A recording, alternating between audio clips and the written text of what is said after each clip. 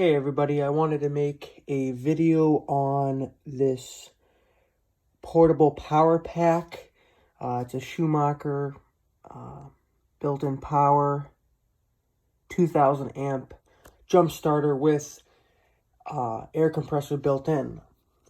I can show you here. It has an air compressor and you charge it by the extension cord. I just wanted to make a quick review on this and what my thoughts are. I've had this for about a year now. I'd say it's around $100, and I'd say try to find something a little bit better because it's actually pretty good on jump starting. You can see here, turns on like that, and usually when it's green, you know, you got plenty of power, at least 12.4 volts, and it will go to orange and into red.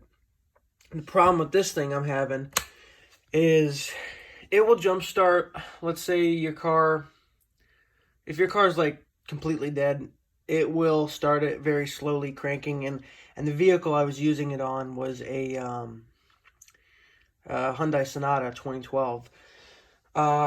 It did an okay job, but barely enough to start it, and the pack was dead. I've tried this on a 1966 Chrysler 300 that had a completely dead battery. It did start it because the car's carbureted. It needed quite a bit of cranking to get going after pumping the gas. But it did start it.